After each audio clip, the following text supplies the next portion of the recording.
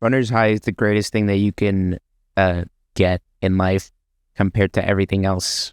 Um, Today I'm playing the same deck that I've been playing last video. I kind of realized how insane this is, especially with the Evo Valkyrie and the Evo Skeleton Barrel. But yeah, um, I'm gonna be honest. This video might be really bleak, might be really dark. I don't know what you would say, but essentially, I'm saying this just to say, like, proceed onto this video with caution, because I am going to talk about some heavy subjects in this one.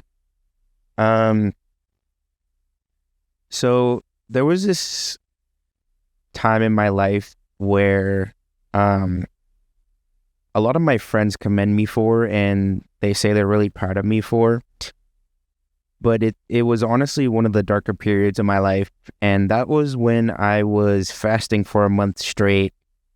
Um, I was fasting for a month straight and doing my track and field season at the same time. I did track and field in high school. I tried to do it all 4 years, but my first year I was really chunky, and I was really self-conscious about my runs, so I didn't do track and field my first year. But yeah, so there was a year where I decided to fast for 1 month um and participate in track at the same time. And I did it. Like, I accomplished that goal. I was able to do it. The only issue is I'm pretty sure it did irreversible damage to my brain chemistry because um I'm not gonna lie, I think I got as close as you can to death as I did or what happened to me was the closest you can get to dying, in my opinion.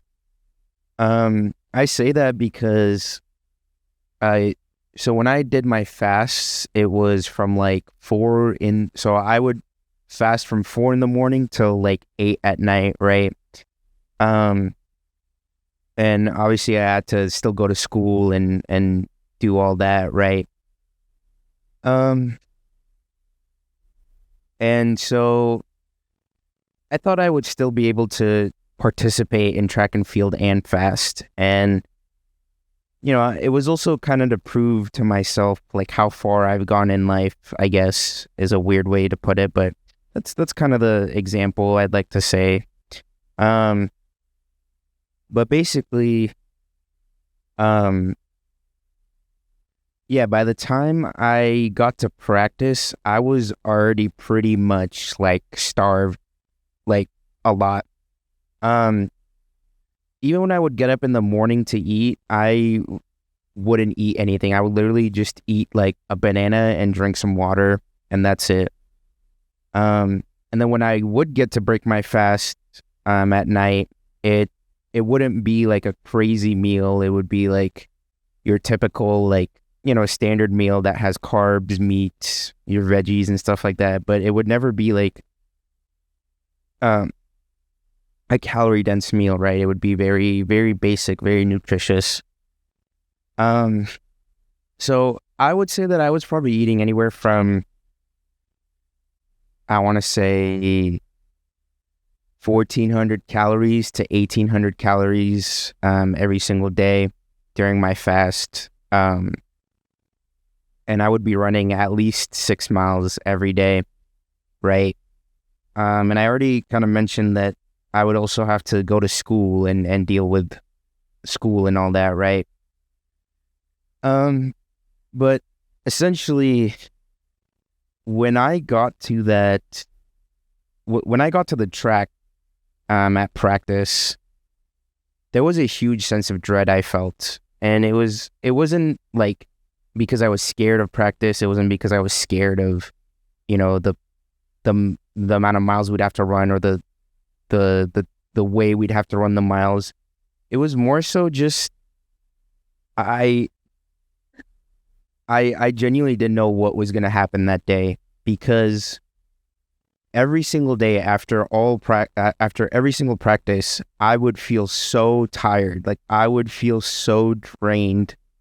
Um and it would take so much out of me to go home and just rest in bed.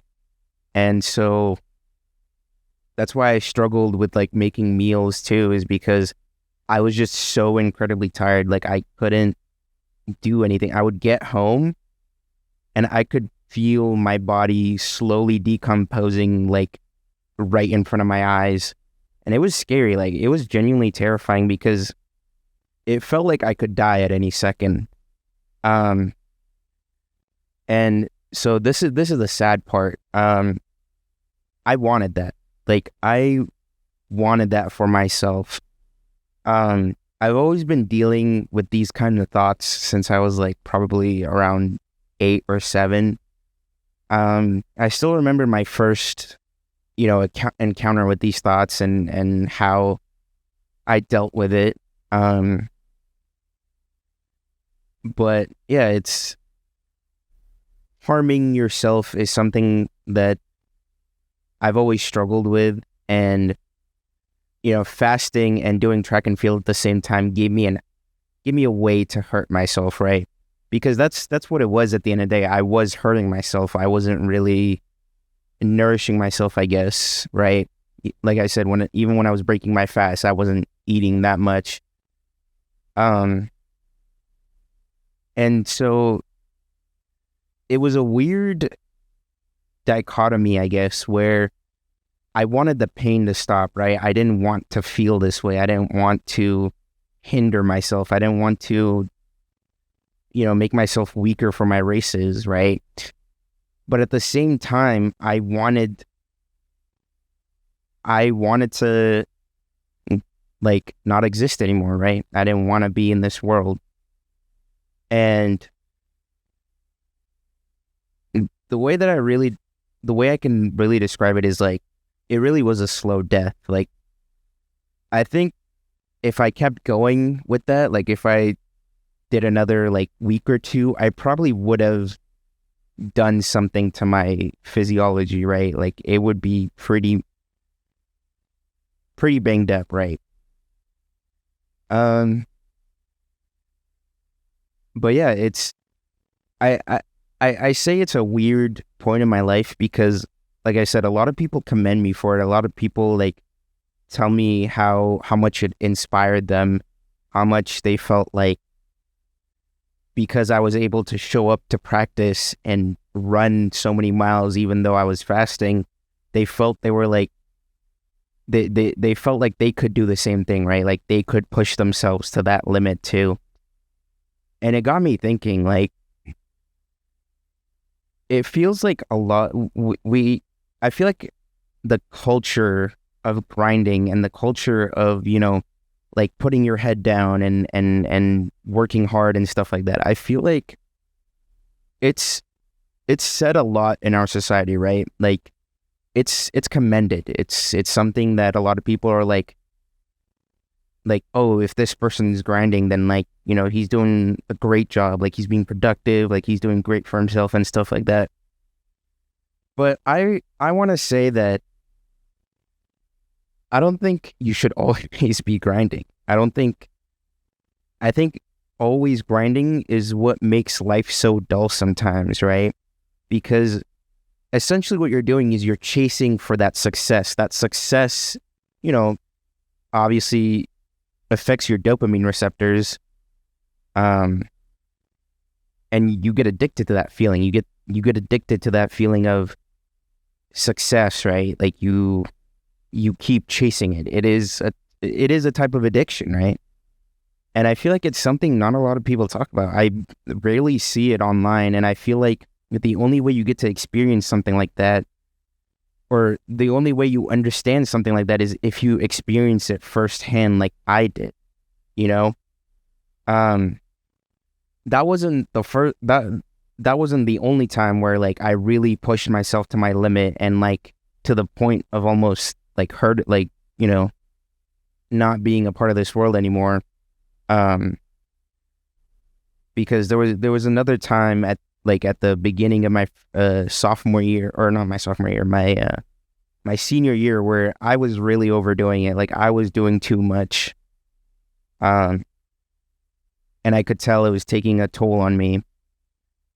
And so I'm trying to sit here and tell you that, it's good to grind. I'm not saying that you should never grind. I think, a good balance between grinding and living life is the key to the type of life you should live as a human.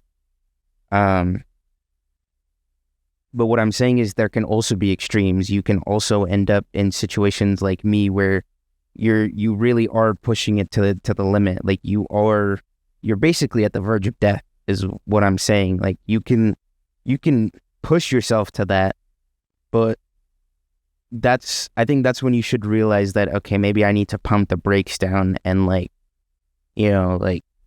focus on myself and what I'm doing or how I'm feeling on the inside, right?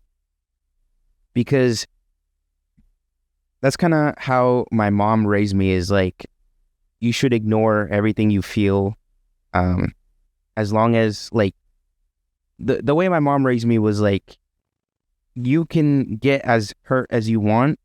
The only thing that matters is results, right? Like you have to get some kind of result. And I clearly have shown nothing during these past few games. I've lost all of them.